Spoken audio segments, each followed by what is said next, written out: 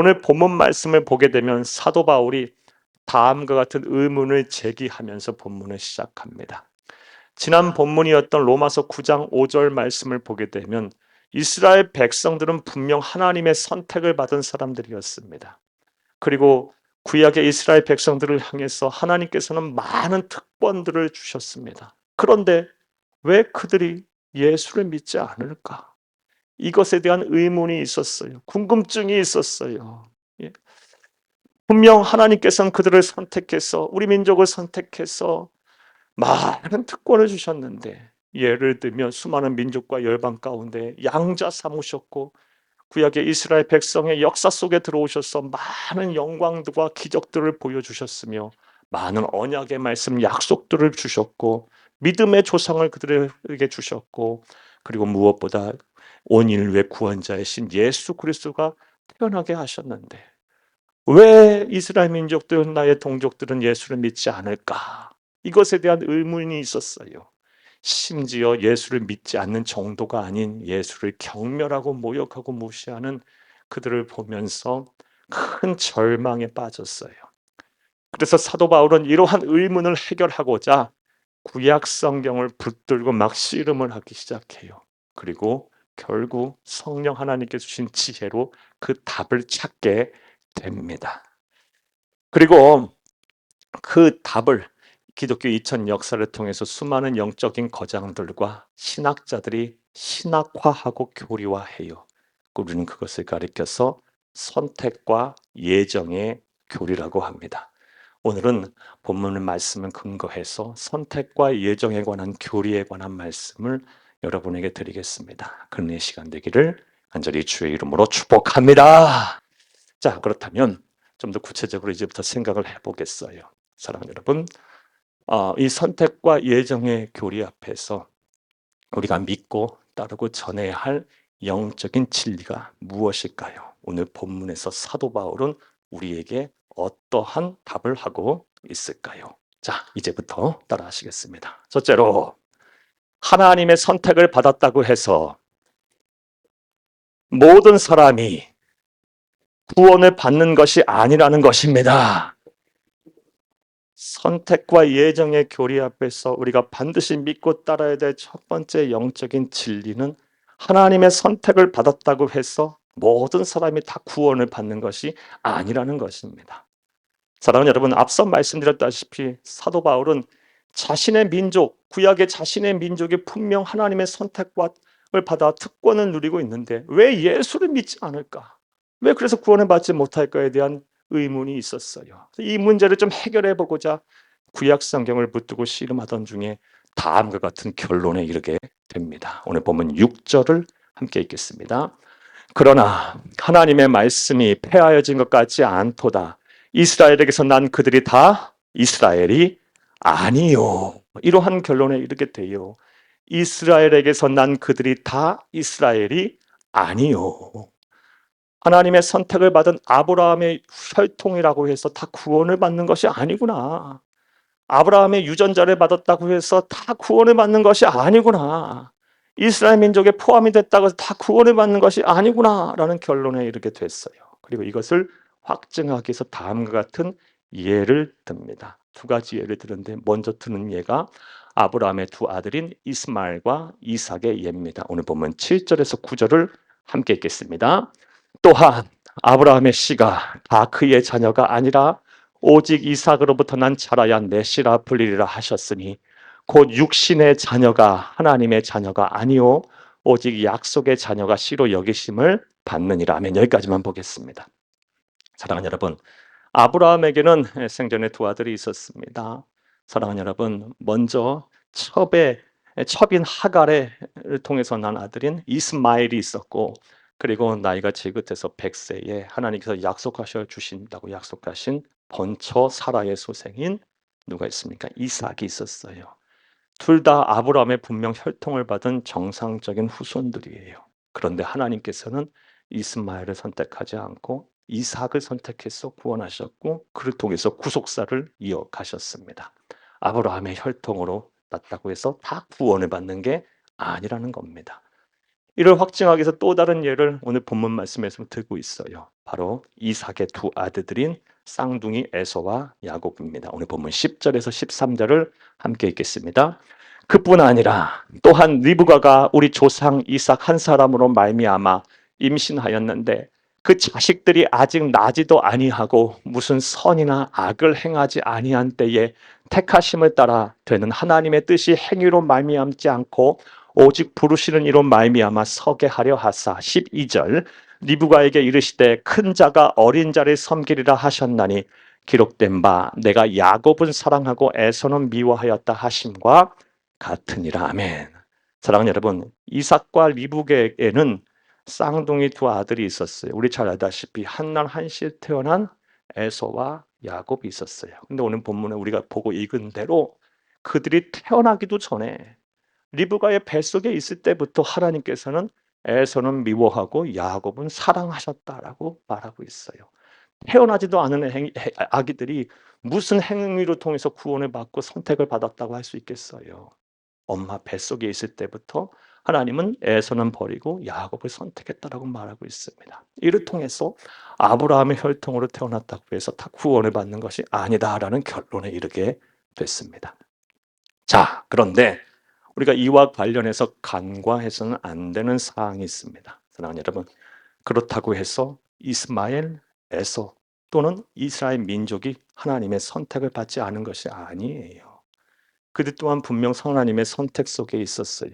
그들을 통해서 하나님은 또 다른 하나님의 나라를 이 땅에 이루시려 했고 구속사를 이어가자고 하셨어요.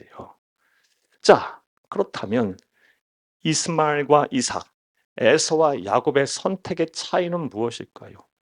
신학자들은 이에 대해서 다음과 같이 설명을 해요. 이스마엘과 에서는 선택을 받은 것이 분명하지만 그들의 선택은 하나님의 도구로 쓰임을 받기 위한 사명적 선택이었다라고 말을 하고요. 반면에 이 야곱과 이 이삭이 받은 선택은 사명적 선택에다 더불어 구원적 선택까지 받았기 때문에 그들이 구원을 받았다라고 설명을 해요. 정리하면 하나님의 선택과 예정에는 두 가지가 있어요. 사명을 부르시기 위한 사명적 선택이 있고 구원하시기 위한 구원적 선택이 있고 이 구원적 선택과 사명적 선택이 있는데 구원적 선택과 예정을 받은 자가 바로 구원을 받는다라는 것입니다. 즉 이스라엘 민족, 구약의 이스라엘 민족 전체는 하나님께서 당신의 나라를 이 땅에 이루시기 위해서 이 땅에 온 인류를 구원할 메시아를 이 땅에 오게 하시기 위한 사명적 선택을 주신 거예요. 온 이스라엘 민족이 그 일을 하게 하려고 하신 거예요. 하지만 그들 모두가 다 구원적 선택과 예정을 받은 것이 아니기에 구원을 안 받고 예수를 안 믿었다라는 것입니다. 이러한 결론에 이르고 그 답을 얻게 돼요. 그리고 그의 의문을 해결하게 됩니다. 사랑하는 여러분, 바로 알고 바로 믿고 바로 전하는 여러분 되기를 간절히 주의 이름으로 축복합니다. 자, 그렇다면 하나님이 선택하고 예정하신 그 하나님의 기준은 무엇일까요? 오늘 본문 16절을 보면 잘 알 수 있습니다. 함께 읽겠습니다. 그런즉 원하는 자로 말미암도 아니요 다른 박질하는 자로 말미암도 아니요 오직 긍휼히 여기시는 하나님으로 말미암음이니라. 아멘. 하나님이 선택하고 예정하시는 그 기준이 무엇입니까? 오직 긍휼히 여기시는 하나님으로 말미암음이에요. 쉽게 말해서 하나님 마음대로예요. 하나님 뜻대로예요. 이것을 에베소서에서는 다음과 같이 표현합니다. 에베소서 1장 5절을 함께 읽겠습니다. 그 기쁘신 뜻대로 우리를 예정하사 예수 그리스도로 말미암아 자기의 아들들이 되게 하셨으니. 아멘. 하나님이 우리를 선택하고 예정하셔서 구원하시는 그 기준이 무엇입니까? 하나님 마음대로, 하나님 뜻대로, 하나님 기뻐하시는 대로라는 겁니다. 이게 바로 하나님의 선택의 기준이에요. 그 어떤 것도 들어가 있지 않아요. 그 어떤 것도 개입할 수 없어요. 오직 하나님 마음, 하나님 뜻, 하나님 기쁘신 대로 선택하고 예정하시는 거예요. 그러니 이러한 선택과 이런 예정에 대한 하나님의 말씀, 그런 기준을 듣게 되면요, 우리는 그 선택과 예정의 교리 앞에 어떤 반응을 보일 수밖에 없나요? 참, 도대체 저와 여러분이 누구이길래 하나님을 이렇게 아바 아버지라 부르게 됐나요? 도대체 무엇이고 누구이길래 이 세상엔 똑똑한 사람도 많고 가진 것이 많은 사람도 많고 많이 배운 사람도 많고 잘난 사람도 많고 한데 그런 것들이 기준이 아니고 하나님 마음대로 하나님 뜻대로 하나님 기뻐하시는 대로 선택하신다고 했는데 저와 여러분이 그런 선택과 예정 속에 있어서 하나님을 아바 아버지라 부르고 저는 구원을 받았다고 확신 속에 살고 있어요. 참, 이것이 하나님의 은혜가 아니고서 무엇이겠습니까?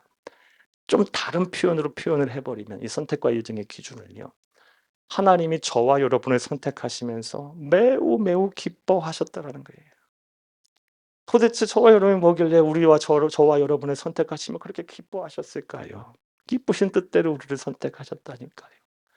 사랑하는 여러분, 따라서 우리 그리스도인들이 선택과 예정의 교리 앞에 서게 되면 감사하지 않을 수밖에 없어요. 감사하지 않을 수밖에 없다니까요. 하나님 앞에 무한한 감사와 영광을 먼저 돌리시고 이 은혜에 보답하는 삶을 살게 노력하시는 저와 여러분 되기를 간절히 주의 이름으로 축복합니다. 축복합니다. 자, 이 선택과 예정의 교리 앞에서 우리가 믿고 따라야 될 영적인 진리, 오늘 본문 말씀에서 어떤 사실을 우리에게 주고 있습니까?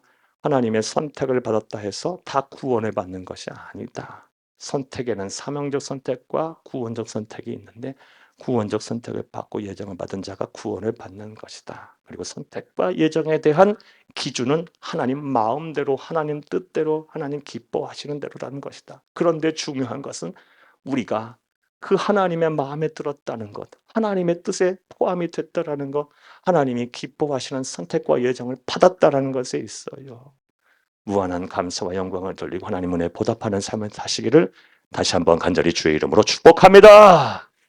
자, 또 선택과 예정의 교리 앞에서 우리가 반드시 믿고 따르고 전해야 할 영적인 진리는 무엇일까요? 오늘 본문에서 사도 바울은 우리에게 어떤 답을 하고 있을까요? 따라하시겠습니다. 둘째로 하나님은 절대로 불의하지 않다는 것입니다.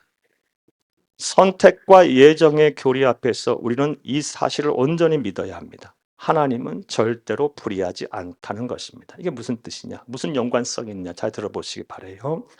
사랑하는 여러분, 우리가 앞서 살펴본 대로 하나님의 선택과 예정에 대한 기준은 하나님 마음대로예요. 하나님 뜻대로예요. 하나님 기뻐하시는 대로래요. 자, 우리가 이 사실을 믿는데 이런 사실을 세상에 전하게 되면 많은 세상 사람들은 못마땅하게 생각할 거예요. 이해가 안 될 거예요. 그리고 하나님 참 불의하신 분이네라고 하나님을 매도할 거예요. 혹시 여러분 가운데 그런 생각 갖고 계실까 걱정입니다. 사랑하는 여러분, 다음 같은 생각하면서 하나님에 대한 불만을 제기할 거예요. 누구는 사랑하고, 누구는 버리고, 누구는 정말 사랑해서 편에 가깝게 사랑해서 구원한다고 하고, 누구는 철저하게 유기해서 버리듯이 하는. 이게 정말 하나님은 사랑이신가?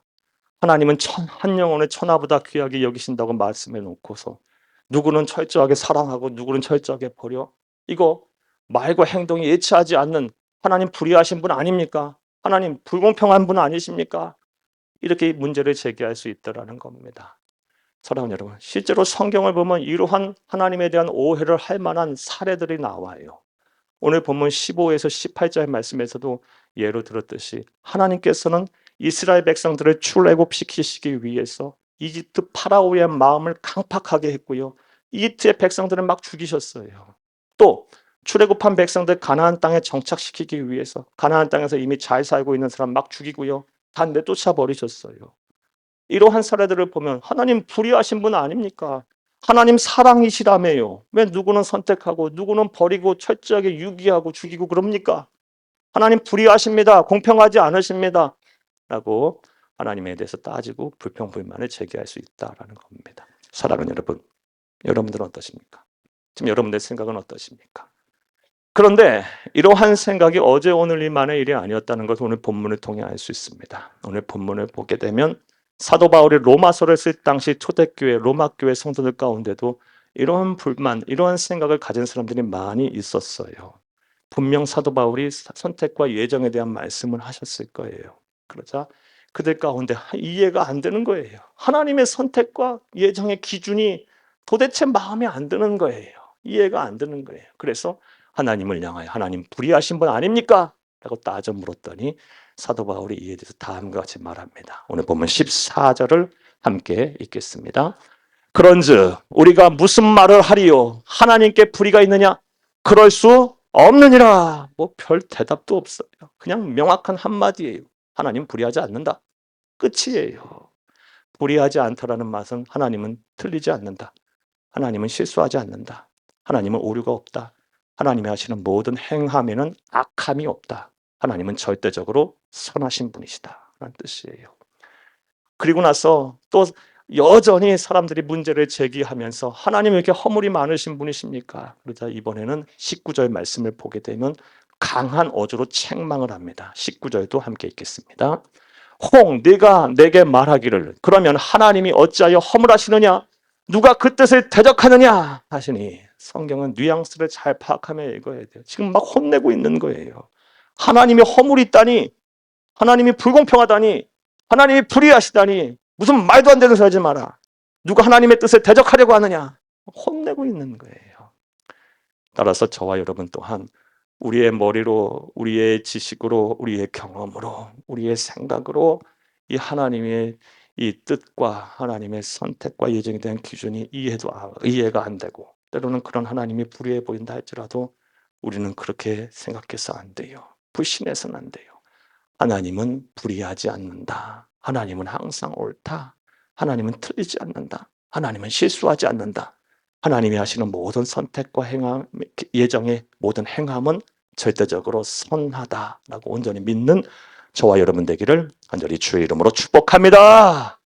자, 그런데 이렇게 말씀을 드려도 여전히 이해가 안 되시는 분들 계실 거예요. 그리고 못 받아들이시겠다 하신 분 계실 거예요. 이런 분들에서 다음 같은 말씀을 드려볼게요.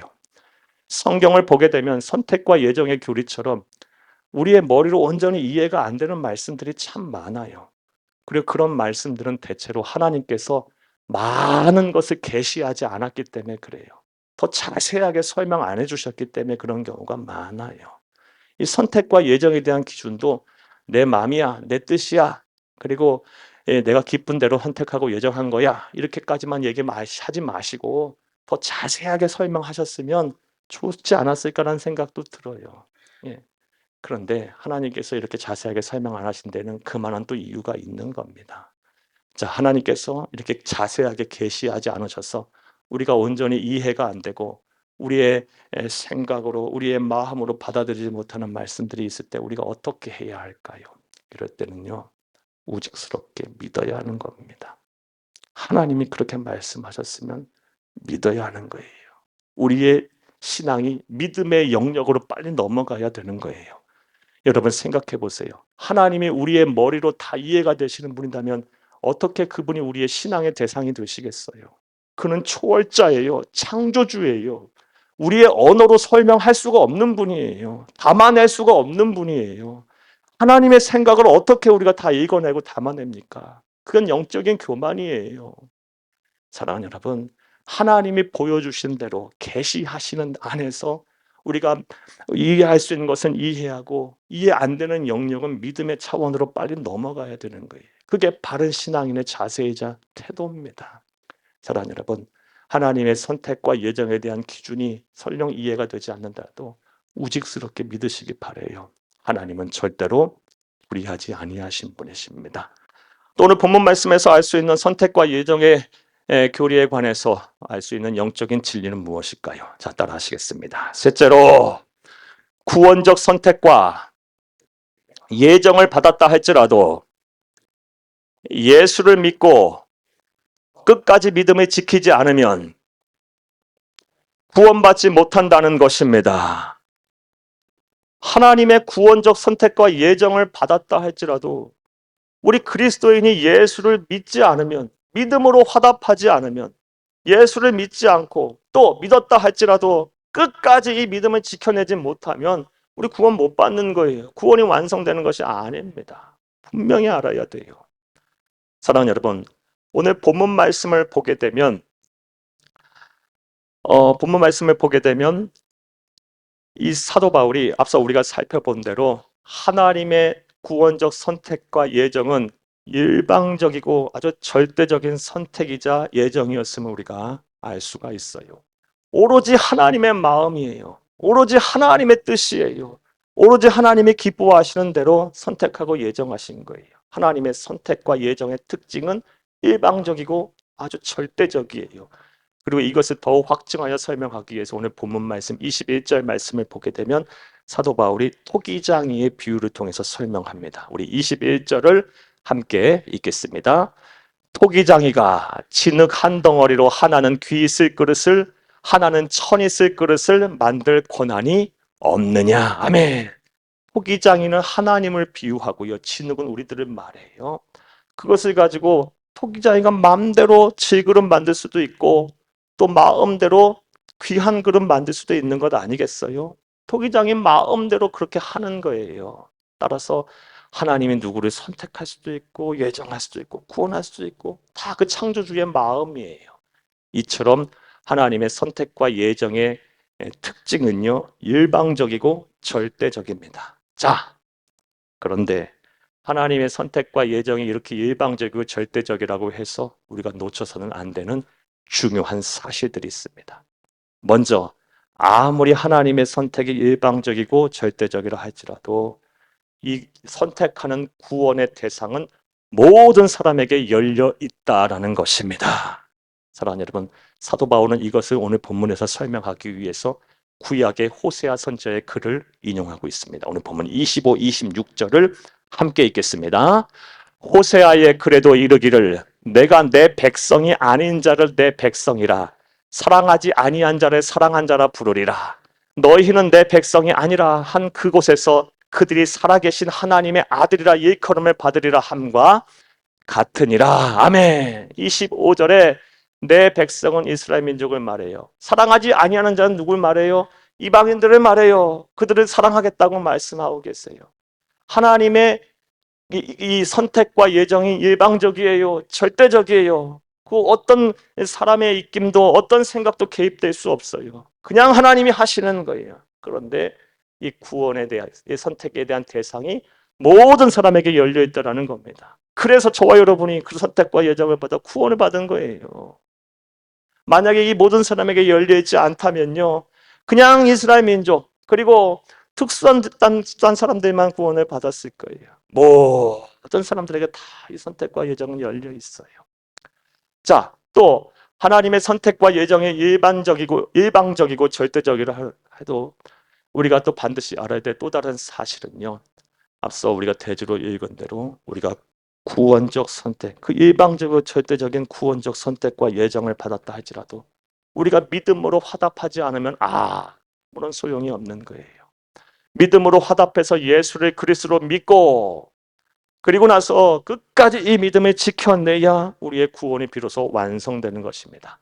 사도 바울은 이것을 설명하기 위해서 구약의 이사야 선지자의 글을 오늘 본문을 보면 인용합니다. 오늘 본문 27절을 함께 읽겠습니다. 또 이사야가 이스라엘에 관하여 외치되 이스라엘 자손들의 수가 비록 바다의 모래 같을지라도 남은 자만 구원을 받으리라. 아멘. 남은 자가 누구예요? 구원적 선택과 예정을 받은 후에 믿음으로 화답한 자를 말해요. 그래서 예수를 그리스도 믿은 자를 말해요. 더 분명하게 표현하면요, 그렇게 믿음을 가지고 나서 숱한 시련과 역경 속에서도 세속적인 유혹 속에서도 어떻게든 믿음을 지켜낸 자를 말해요. 그런 자만 뭐다? 구원을 받는 거예요. 사랑하는 여러분, 이 구원은요, 하나님과 우리가 합력해서 이뤄내는 결과예요. 하나님의 이 일방적이고 절대적인 선택과 예정이 없으면 안 되고요, 이 선택과 예정에 우리가 믿음으로 화답해서 예수를 그리스도 믿고 끝까지 이 믿음을 지켜내야 비로소 구원이 완성되는 겁니다. 온전히 믿는, 바로 알고 바로 믿는 저와 여러분 되기를 다시 한번 간절히 주의 이름으로 축복합니다.